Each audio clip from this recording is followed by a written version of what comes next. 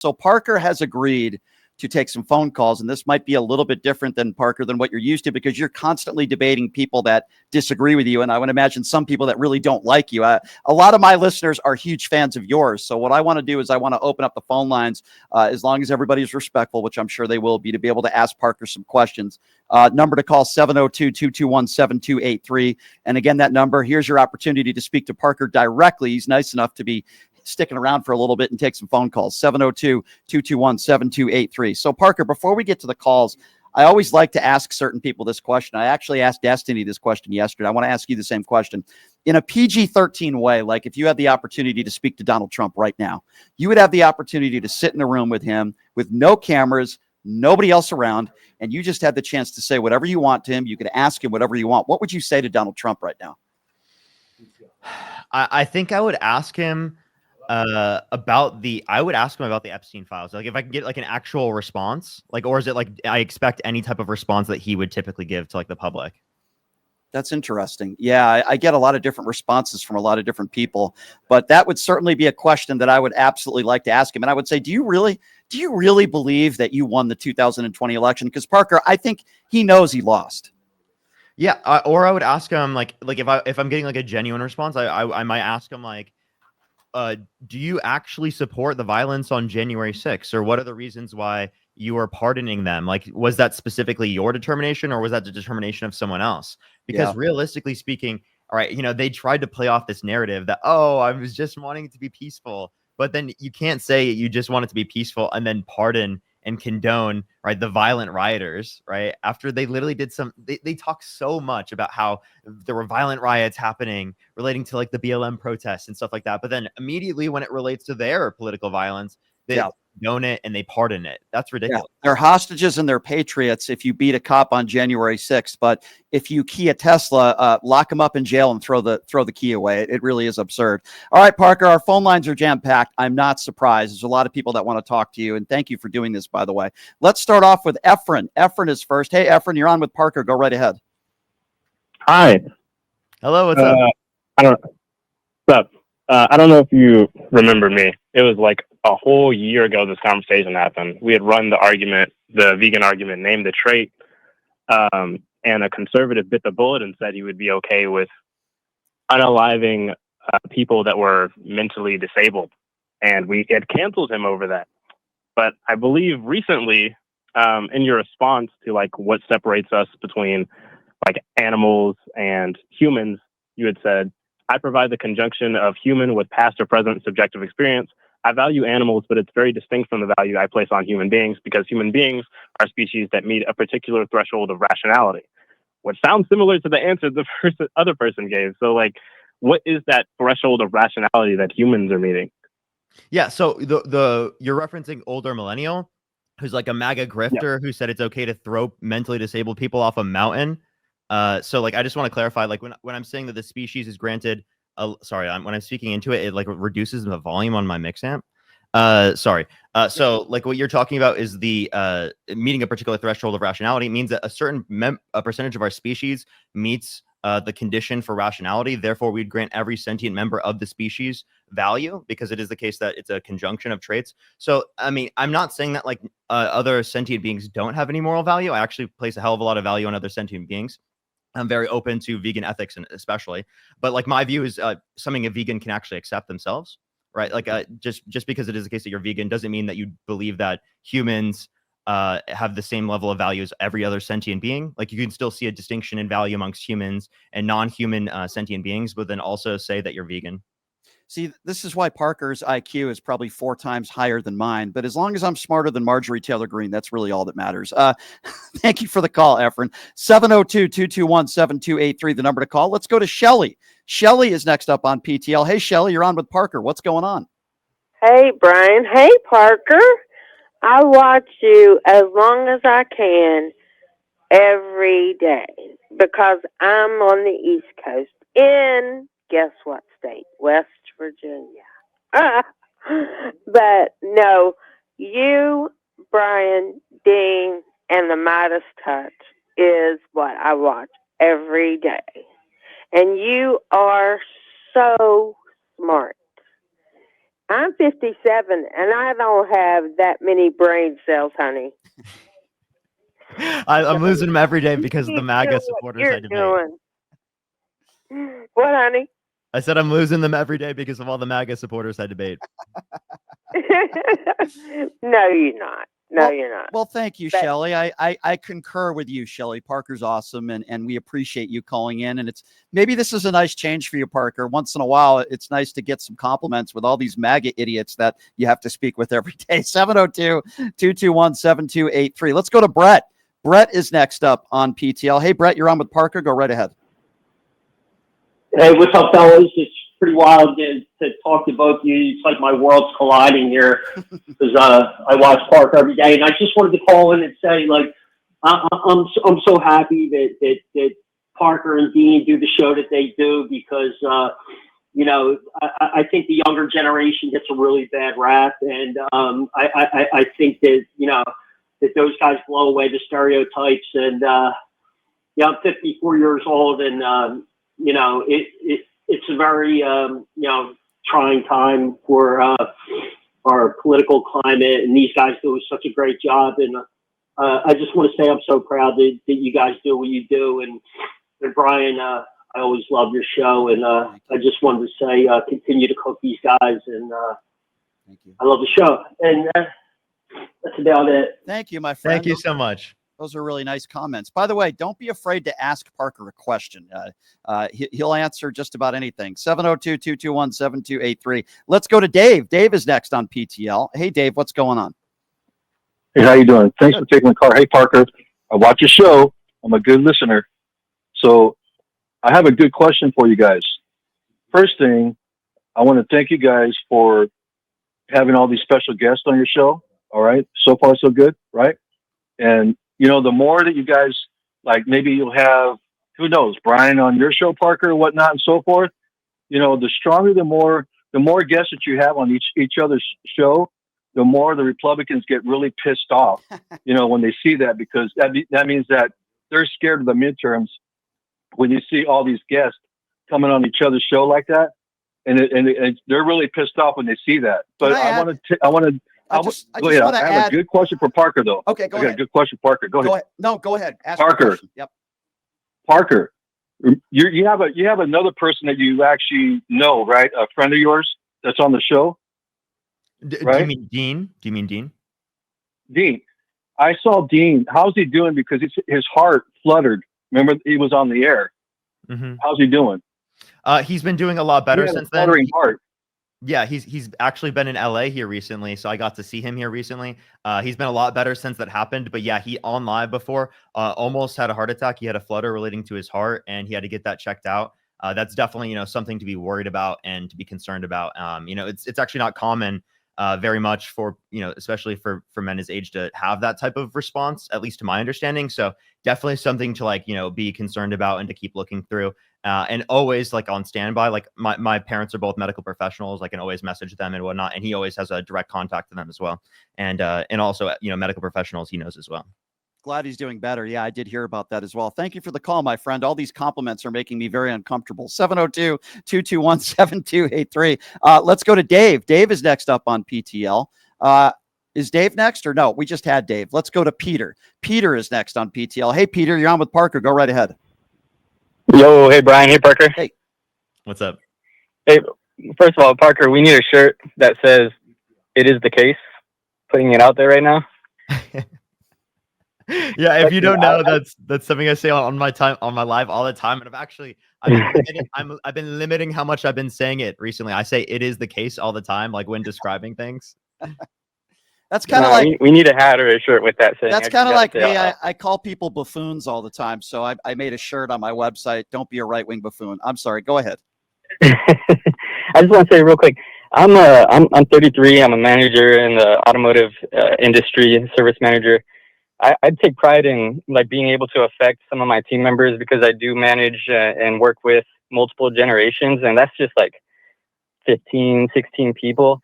I just want to know, like, at your age, how often, if any, like, do you, like, just take a step back, take a moment, and kind of think about the influence that you have over so many various, or so many different generations, different age groups, different demographics, especially the ones where you're like literally altering a whole perspective of like the MAGAs and the people that disagree with you. Like that's a huge impact. And especially, like I said, at 23, 22, I wasn't thinking about, any kind of influence that I had on anybody at that age. So how often do you, if at any point?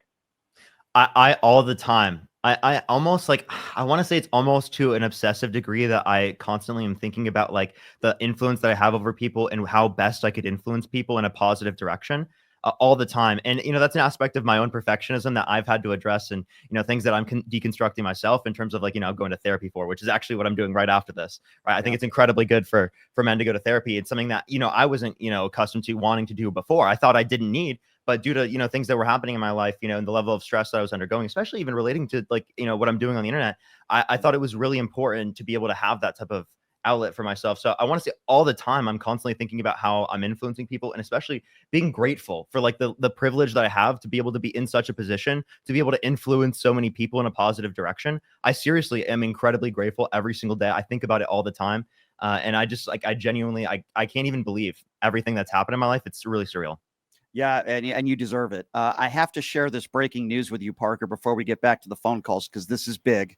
The Wall Street Journal is now reporting that the Department of Justice told Donald Trump back in May that his name is in the Epstein files. What's your reaction to that? I want to say that I'm completely shocked. I'm shocked I'm more shocked that the information is coming out right now. I'm not as shocked that he's on that, because I would have expected he was telling people within the government to mark off all of these times where he's mentioned. He's also was best buds with Epstein for a really long time. I'm honestly not surprised, but this should be surprising for some of the Trump supporters that thought, no way, he's on it. And according to senior administration officials, his name appeared multiple times, and Pam Bondi was aware. I'm sure everybody in the administration is aware of it. So I wanted to share that with everybody. That's breaking news. The Wall Street Journal reporting that Donald Trump was told back in May that he's in the Epstein files at least multiple times, according to the Wall Street Journal. And apparently whoever, Murdoch, who is running the Wall Street Journal, Parker, I would say that's probably pretty credible information, considering the fact that Donald Trump is already threatening all these lawsuits. All right, 702-221-7283. Hey, we got a call from the UK. Paul is calling from the UK and wants to speak with Parker. Hey, Paul, go right ahead. Hi there, Parker. I listen to you and Dean a lot. It's very interesting. I'm a mathematician, so I appreciate the way you approach these MAGA callers. I've got a point to make, and I've got a question, because I'm an older guy. The point to make is I've never heard you or Dean, or Brian for that matter, lose a debate with a MAGA. Which proves to me that when 10 years ago I realized that Donald Trump was a threat to the whole planet, that I was right. Because sometimes I doubt myself when I hear somebody, I wonder what the hell's going on in this planet. And I've never heard you lose a debate to one of these MAGAs. You always beat them on pure logic. Now, my second question is this. When I was a student, students tended to be idealistic. I felt it was a bit fake, so I didn't join in, but it was kind of an inclination between childhood and adulthood that you could still afford to have strong ideals without any type of responsibility attached to them. So students tended to be idealistic. The thing that kind of worries me, and incredibly interesting that you said that you're a Donald Trump supporter, by the way, which is really maybe why I wanted to call, is why do you get so many young people who support this pig of a man? Why do you think that is? That's a good question. Thank you for the call, Paul. Yeah, what would you say to that, Parker? I think it's the media landscape. It's also that young men, right, historically speaking, the communities that they've been engaging in have been extremely right-wing communities. I mean, like, I'm talking the gym bro community, I'm talking gaming community, all of those communities, right? The normie communities are like very right-wing coded, meaning that like there are right-wing elements as a basis of a lot of these communities, and left-wing individuals have not gone into these spaces with normies and have influence to the same degree that right-wingers have. And that's why it is the case that we've seen such a shift, especially with young men going to the right, because we see young women are incredibly liberal.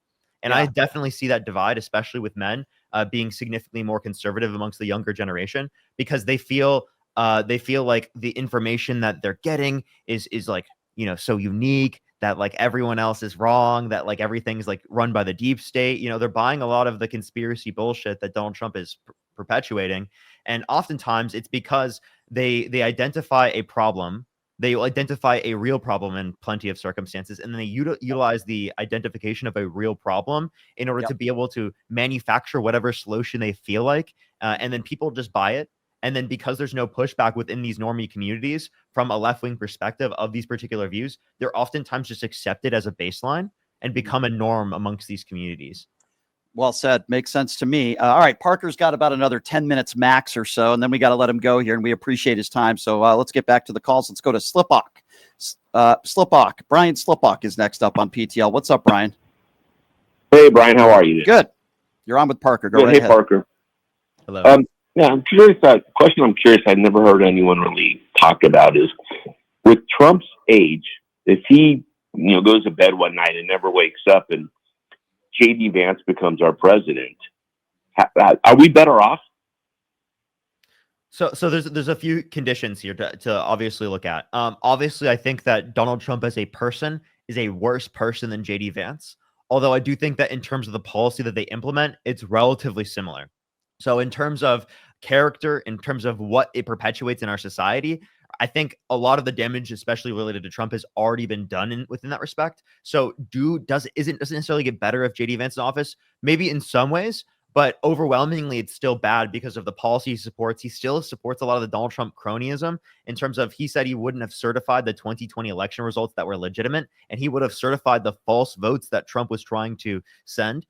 Which was a huge threat on our system. He's a huge believer in unitary executive theory, and he specifically was the one telling Trump to fire everyone within the executive branch that does not hold to the Trump position, and to reinstate Trump people within those positions. And then if the Supreme Court says don't do this, to stand in front of the Supreme Court and essentially say because they don't have an enforcement mechanism that you're not going to listen to them. Yeah, it's a good answer. I would say I certainly would never be comfortable wanting anyone to be the president who thinks their boss is the next American Adolf Hitler. That would be JD Vance. All right, let's go to Kathy. Kathy, you're on with Parker. Go right ahead. Hey, Brian. Hey, Parker. I'm an older person. I've worked in the political system for a number of years being a volunteer, and I had a couple questions that I wanted to ask you. First of all, what got you away from the MAGA train, so to speak? And after what you said about the younger voters getting more into the right-wing media bubble, what should Democratic strategists do to engage younger voters to try to get that from that misinformation from the right-wing bubble? What spaces should Democrats go into to speak with younger voters? Because this is a voting bloc that we constantly have issues of challenges with engaging with. Mm-hmm. I think we need to meet young people at their level. And that means engaging with the things that they're interested in.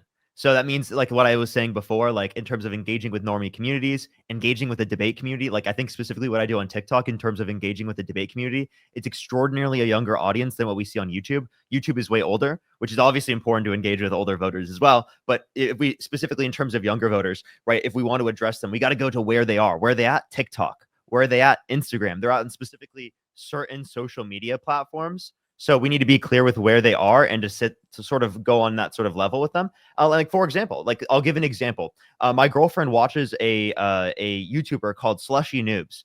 Right, they're like just a straight up normie community, not very politically oriented, but have some sort of element of it sometimes. But those are the types of communities we need to be going into and politically activating young people that are liberal leaning already, right? That just aren't out there voting. We need to be activating them.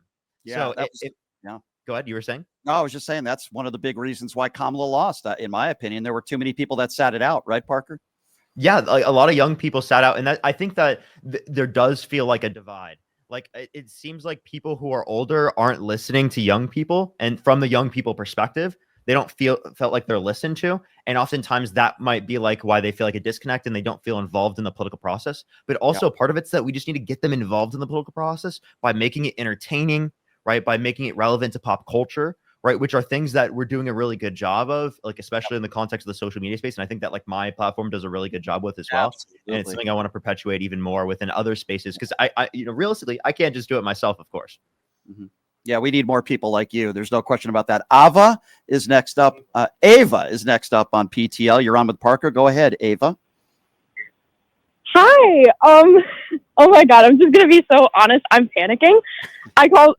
Me and my mom listened to you guys, and I just told her, I'm like, I'm gonna call in. I'm gonna see if I get in. And wow, I'm on. But I was wondering, so I am a minor. So how can I, like, help others around me realize, like, help me, I'm panicking. How do I help others realize, like, How can she get involved? how can I get involved? Good question. First thing I would say though is stay away from Donald Trump. I'm sorry. Go ahead, Parker. I digress. Yeah, that's one thing. Secondly, as it relates to this, I think that a good way to get involved into like politics is by talking within the context of your schools, right? Engaging within your classes. If you have a civics class, right? Talking to other people within the audience, like, or not audience, in the classroom, like when it is like the teacher asks questions, like bringing up certain things in that type of way. Engaging with the other friends to go out and protest in certain ways in which you guys are best at, right? It could be making, art. It could be, going on the internet and doing, say, comedy, and then having those different types of left-wing influences within that comedy. There's so many different things that you can do, that you can involve yourself in terms of like protesting, getting people to go vote electorally, that don't just mean debating people about politics on the internet. Like that's specifically like what I'm good at and what I am like want to do every single day. But for other people, right, it could be like they are specifically good when it comes to playing video games, right? And then they want to have a left-wing influence in the context of video games. Really important to have, again, people in those communities that have those particular views. Yeah, well said. We only have a couple more quick minutes here. We'll try to squeeze in a few more calls. Let's go to Mark. Mark, you're on with Parker. Go right ahead. Hey, Brian. Hello, Parker. Just let you know, I'm 60 years old. I'm a veteran Army medic, and I listen to your show. I don't comment much on your streams. Every now and then I will. My tagline is U.S. Army Combat Medic, and I as a younger person, I admire you for what you're doing. I really do, and I see and notice a lot of callers are right around your same age as yourself, which is a good thing because you're relating to them and you're showing them the facts. And one of your better shows was when you had the friend of E. Jean Carroll actually started turning around a woman who had called in that didn't believe that Trump was guilty of sexually abusing her because she couldn't comprehend it. And your friend and yourself turned her around and said, well, I got to go deeper. I didn't know this. I didn't know that. But I do have one criticism, a positive criticism. The one thing I would like to mention is that your show's great, but I do notice that sometimes when the politics starts getting back to the 60s and the early 70s, you're not really bringing out everything. For instance, when a guy started ranting, I started following politics when Reagan. Right then and there, you should have said, well, Reagan, who started borrowing money from Social Security, who supplied arms to Osama bin Laden with the Iran-Contra scandal and sent Colonel Oliver North to prison. And by the time the conversation was over or the interview, Reagan didn't even know his name. Well, I will say this I don't remember. In Parker's defense, he has a better idea of history than certainly I do. I was born in 1980. I'm very old. Parker was born 20 some odd years later, but go ahead, Parker. Yeah, so obviously, like, that's definitely something that I, want to keep doing a deep dive on, is different points in history. Like, for example, I think what you might be referencing is the person recently bringing up Jimmy Carter, right? And I'm actually not as familiar with Jimmy Carter's presidency.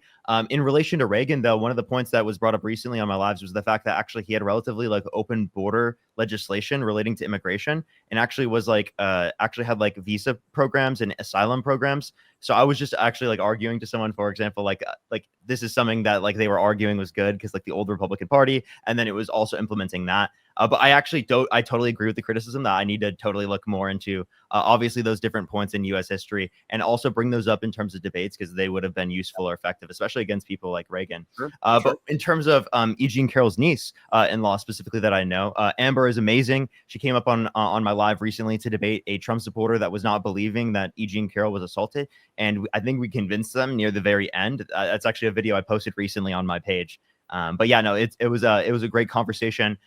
Amber is amazing. She's really good at convincing people. And also, I think it also humanizes everything, that like there's someone in E. Jean Carroll's life that knows E. Jean Carroll, right? Because a lot of people have dehumanized Eugene Carroll, because it is the case that Donald Trump has spread so much delusional propagandistic messaging about her that like it's in some people's minds, almost they don't even see her like a person almost. And I think that's a really bad thing and a sad thing. And I'm really happy that that Amber humanizes Eugene Carroll within that way. Yeah, and I saw that as well. Parker, I feel like we could do this for like 10 hours with some of my listeners that love what you do. But you've been so generous with your time. I know you're a busy guy. I don't know, maybe once every couple months we can get you on. This has been a lot of fun, and I really appreciate you taking the time to come on. I've loved what you've done on social media for such a long time, and I do appreciate you coming on the show. We have to get on the same Piers Morgan panel, and I promise you I'm going to make that happen. You and I have to get on the same panel and debate these MAGA buffoons. We got to do that. Yeah, I'm honestly so down for that. It was great seeing you again. It was really cool. Like, again, I wanted to go over like sort of what you talked about in the very beginning of the stream is how we met. We met at a Vegas rally. Just randomly, he came up and talked to me. Actually, like us meeting each other is on my YouTube channel. I ended up posting that months later, because I didn't even know you could post videos like that on YouTube and they would do well at the time. I didn't even have a YouTube at that time. So yeah, you can go check that out on my channel as well if you want to see. And I'm pretty sure that Brian's also posted that here.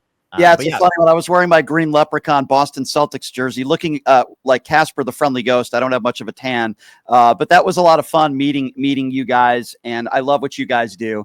Please keep up the great work, and love to do this again down the road. I know you're busy, but thank you so much for all the time and taking calls. You didn't have to do that, and I really appreciate it, Parker. And keep up the great work, my friend. For sure. Have a fantastic night, everyone, or fantastic day. I apologize. Thanks, Parker. Good to see you, my friend.